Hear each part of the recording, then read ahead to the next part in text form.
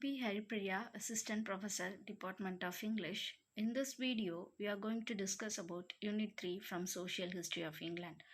This unit is all about the age of Queen Anne, coffee houses in London, and also about agrarian revolution. So this is the picture of Queen Anne. This is how she looks. Uh, political background, political background of Queen Anne, peace and prosperity, religious activities of the people, the condition of industries, the level of education and marriage, vices and sports. These were the subtitles comes under this age of Queen Anne. Queen Anne, first we must know who is Queen Anne. Queen Anne, she was the second daughter of James II and she came to power after the death of William III. It was during the period of 1702 to 1714. He ruled up to 1714. Her period was a golden age in the history of England because it was a period of great prosperity. Industry, agriculture, commerce were all flourished or all continued to flourish during her period. In literature, her age was also called as Augustan age. Her greatest achievement was the union of England and Scotland. So it was accepted by both the parliament, English parliament and Scottish parliament in 1707, and in conformity with this act, England and Scotland were united and they called Great Britain, the union of these three. And a national flag called the Union flag or the Union Jack came into being. How it was created means it was created by the combination of these three crosses: St. George's Cross, St. Andrew's Cross, and St. Patrick's Cross. So together, the combination of these three crosses, by using these three crosses, they have created a new flag called Union flag. It was came into existence from 1801 and up to now they are using this flag. English Parliament and the English monarch, it was mentioned in this previous slide. Okay, so English Parliament and the English monarch, it was common. They were common to both the countries. Same coins, weights, measures were used in both the countries. And peace and prosperity. Before this education, special mention must be given to peace and prosperity during her period, because that was the greatest achievement of Queen Anne. Before her period, because of the conflict between the parliamentarians and the supporters of king, the people suffered a lot. It is because of the horrors of civil war, excesses of puritans, and immorality of this restoration. The people suffered a lot, but that was not during the period of Queen Anne. The people felt that it was quite peaceful, and because of the agriculture, because of this commerce, trade, everything helps for the peaceful living of these people. So when we see about this education, it is not much prized, because neither education was neither advanced nor widespread during her period. Parents spent only little amount for the education of their children. Approximately, it was said that only less than 1% of their income were spent for the education of their children. And there were few public schools in Eton, Winchester and Westminster, and those schools were patronized by only by aristocrats. When we see about this women's education, it was totally neglected. Most girls learnt from their mothers to read, write, sew and manage the household. Wealthy families, they appointed private chaplains to teach their children in the sense only young man. Education is not a thing for women. They thought that women education is not needed during that period, so private chaplains were appointed only for the education of the young man. And severe punishment, the children were severely punished even for a small mistakes which was committed by them. And one of the most cruelest punishment during that period was it is flogging. In schools, flogging was resorted to as a means of imparting knowledge and maintaining discipline. So this was mentioned in the works of the most famous writers, writers Steele and Locke. They highly critical about this method. Marriages, most of the marriages were arranged by the parents. Most of the marriages were arranged by the parents. However, runaway marriages also there, elopement was there, and runaway marriages also common because of this love. And divorces was almost uncommon. It was said that only 6 divorces were happened during that period.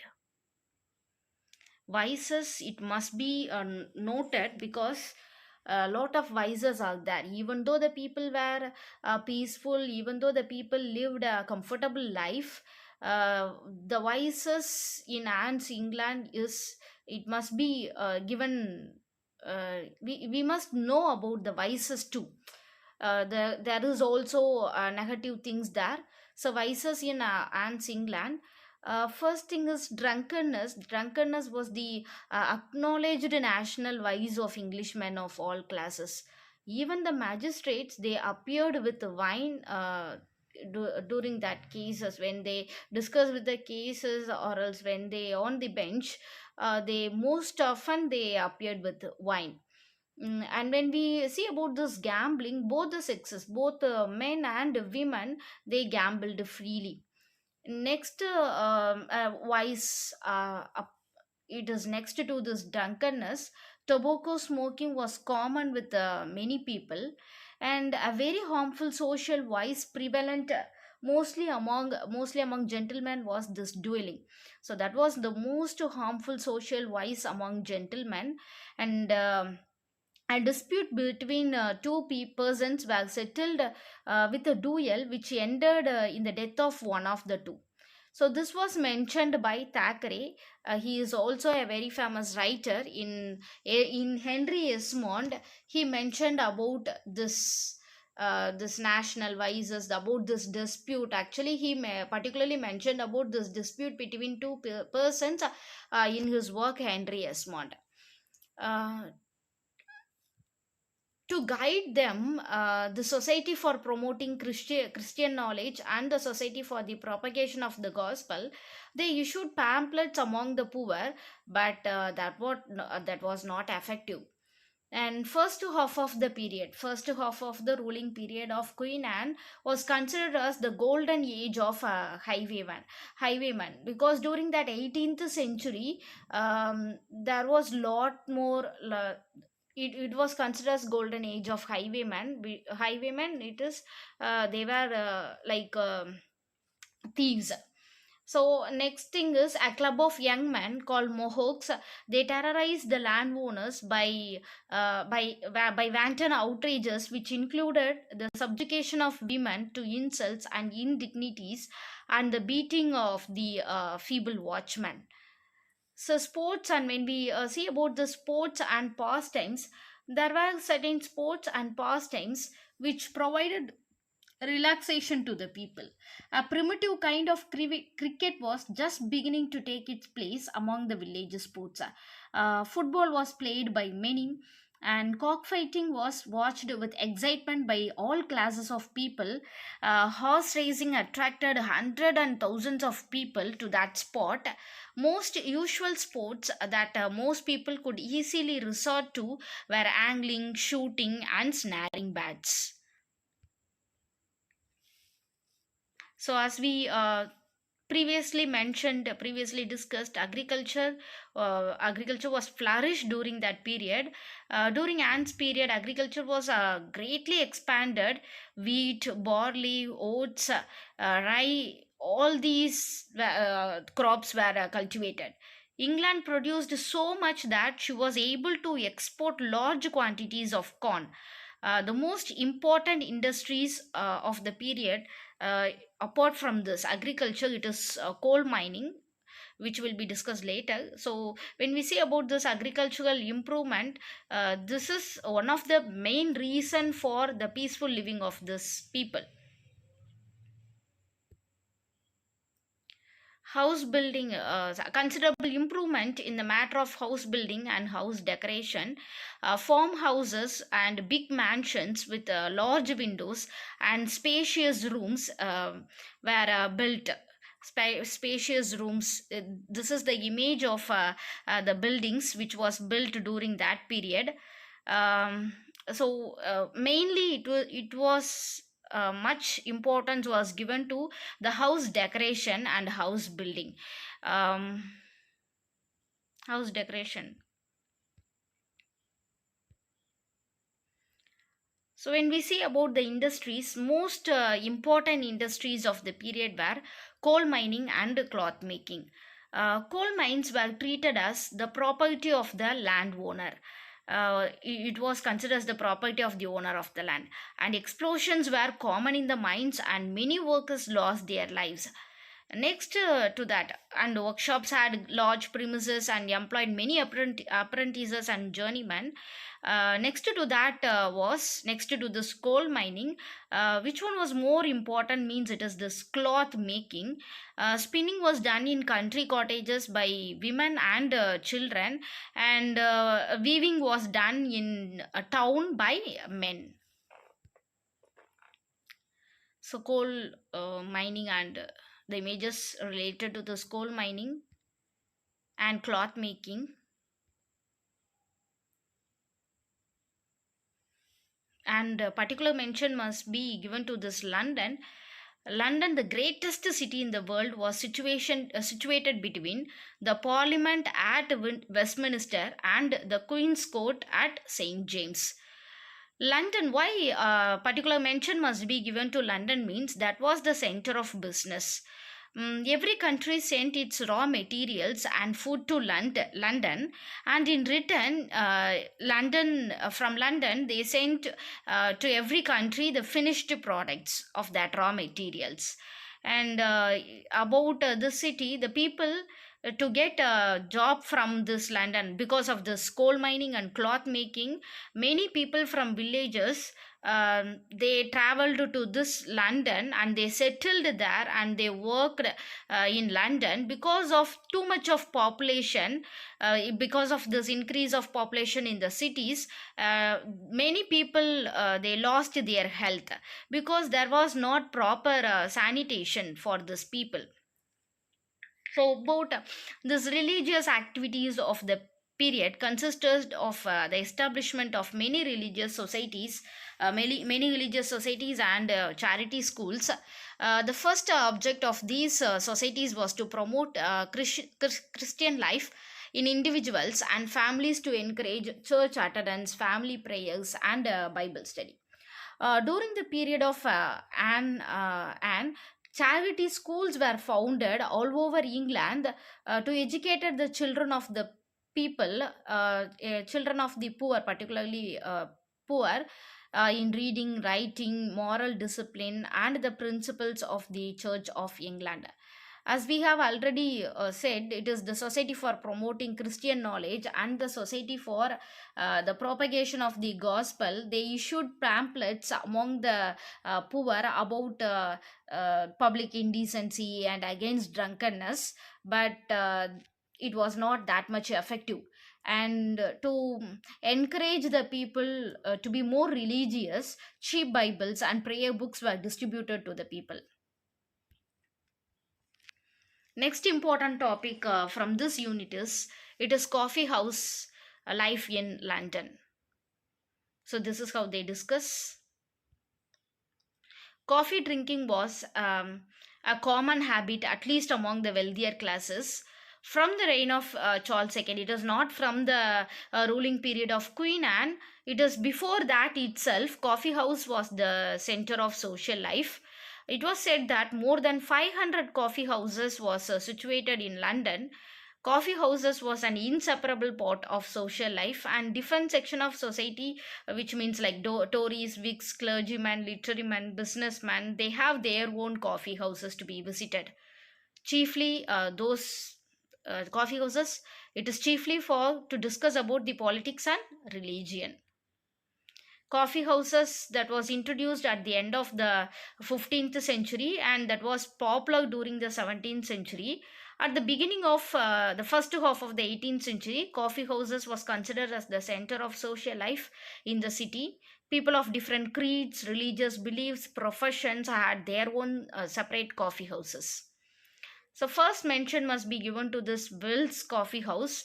That was a coffee house situated between Covent Garden and Bow Street. This is where Will's Coffee House situated. It was frequently haunted by Dryden, and in that coffee house, literary matters were discussed, like style of Paradise Lost, about the three unities which was followed or not. So they discussed about the literary manners, and always the seat near the fireside was reserved for Dryden in winter, and in summer Dryden went to the balcony. In this coffee house, smoking was much common. So this is the image related to this coffee houses. It next thing is it is Button's Coffee House. Actually, famous. This was also a famous coffee house. It was founded by the servant of Joseph Addison. It was patronized by Addison, Steele, and Pope. In this coffee house, literary luminaries like Dryden, Pope, Addison, and Steele they visited. To some people, they considered that this is the rival to Will's Coffee House, because Will's Coffee House was also frequently visited by the literary luminaries, and Button's Coffee House also visited by literary luminaries. Grecian Coffee House, again, it was situated in Essex Street. It was also visited by the scholars and critics. They visited there and they discussed about the literary matters, about the works, whether that is correct or not, the merits and demerits of the works. They critically acclaimed the works. Politicians' Coffee House. In England, two famous political houses were Tories and Whigs. So Tories they visited Cocoa Tree Chocolate House, and Whigs visited St James Coffee House. Here, in both the houses, in both Cocoa Tree Chocolate House and St James Coffee House, political issues were discussed. Like in Will's Coffee House and Button's Coffee House, they discussed about the literary matters. Likewise, in Cocoa Tree Chocolate House and St James Coffee House, political issues were discussed. Garvey's Coffee House. Um, it is one of the most famous coffee houses during that period, because this coffee house was not like Will's or Tory's coffee houses, which means Cocoa Tree Chocolate House. This coffee house was visited by a very famous doctor during that period. It was John Radcliffe, the most famous doctor. So to see him, patients flocked here to seek his advice. During the fixed hours of his visit, he was very much in demand both by patients and by men of his own profession who wanted to seek his advice. Clergy's Coffee House. Coffee House, in that sense, clergies they had their own favorite coffee house. It was known as Truby's Coffee House. And also likewise clergymen, in that sense, Catholics, Puritans, Jews, every different religious, every different sects, they have their own coffee houses.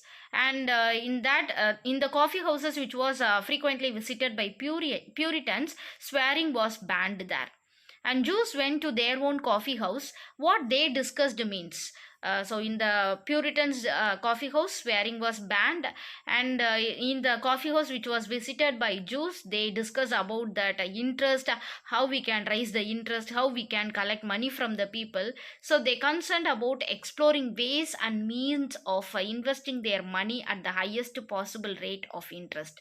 And Catholics, they discuss how to conspire with impunity. So coffee houses were centers of free discussion on all things. They can discuss about anything: literary matters, religious beliefs, political issues. They discuss about whatever they wish. And coffee houses played a prominent part in promoting social life in the city. Publics because during those days public meetings and newspapers were unheard of. So they, if they want to know about the social life of the people, or else what was happening in the society, they visited to this coffee houses. So only place where people could meet and exchange views on matters of common interest was this coffee houses. It was called the cradle of British democracy.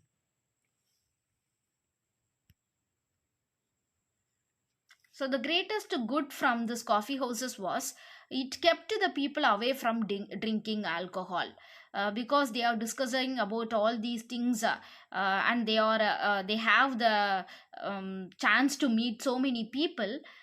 So that kept people away from drinking alcohol. And it was closed during Danby's time. It twice closed. First was it was during Danby's time, and next was it was during this French Revolution. Centers, coffee houses was most like centers of heated discussion about, or else against the government's attitude to the revolutionary movement. This was about coffee houses. And next important revolution in England, it was agrarian revolution. um,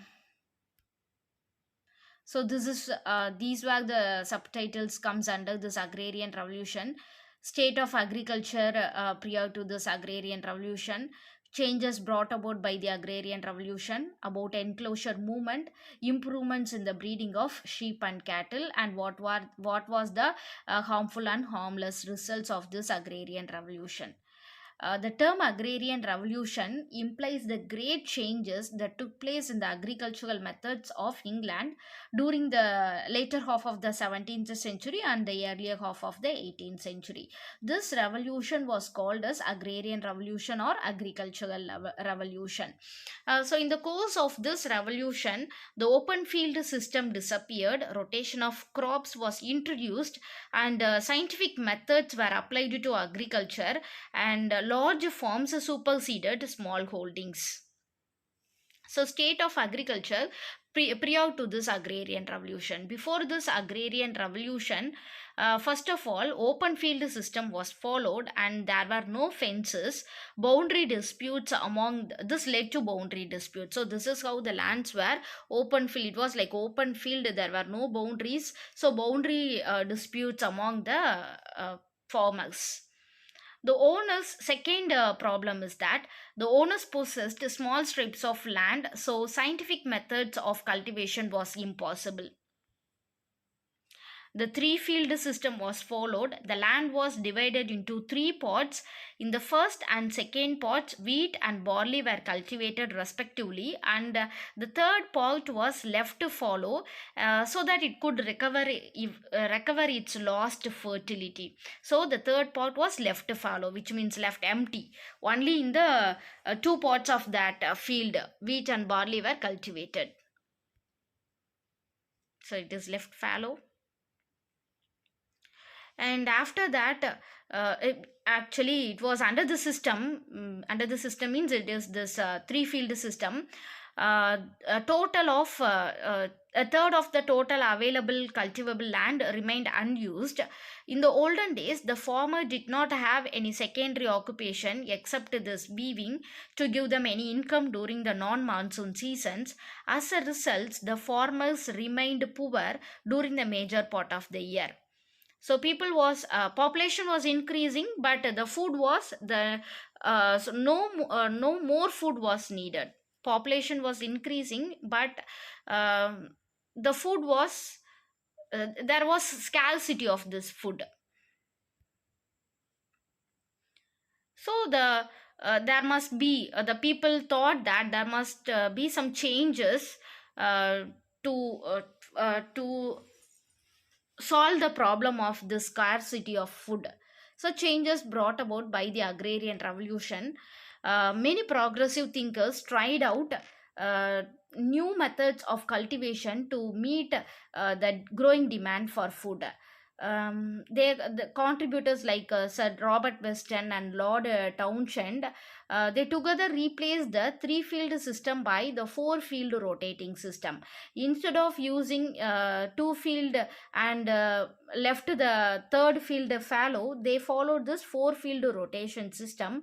So according to this system, crops were grown in rotation in the order of wheat, turnip, barley and clover. The cultivation of turnips and clover added to the fertility of the soil. So this is the image of turnip and clover. Fodder for cattle was available in winter. So Townshend stressed the usefulness of turnip, so farmers called him Turnip Townshend. So because he stressed about the usefulness of turnip, people called him Turnip Townshend. And next important person is, it is this author Young. He did two important things for the progression of the cultivation. His books Annals of Agriculture taught innovative agricultural methods to the people, and he also set up a board of agriculture to give practical lessons in farming technology to the farmers. King George III was much interested in agriculture.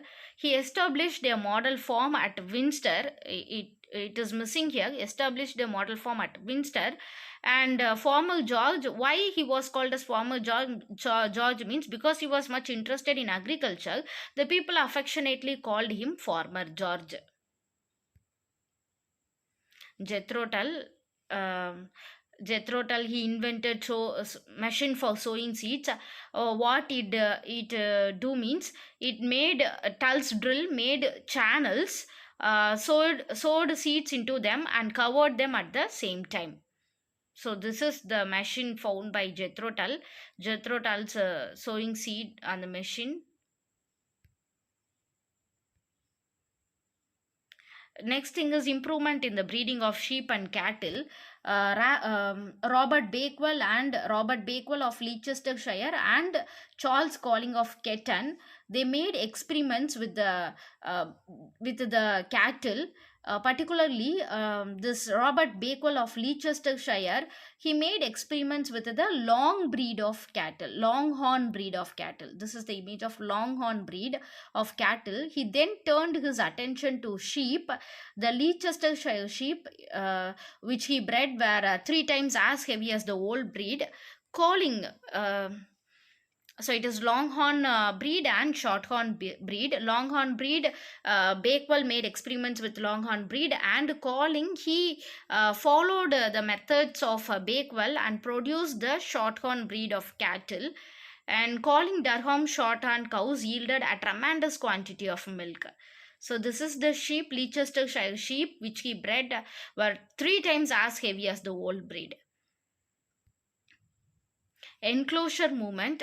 The Board of Agriculture encouraged farmers to enclose and consolidate their small strips of land. The small strips remained scattered. Advanced techniques could not be carried out in the small strips of land. So the small farmers voluntarily combined their small strips of land into large blocks. And sometimes small farmers were pressurized by this enclosure movement to put together their small holdings.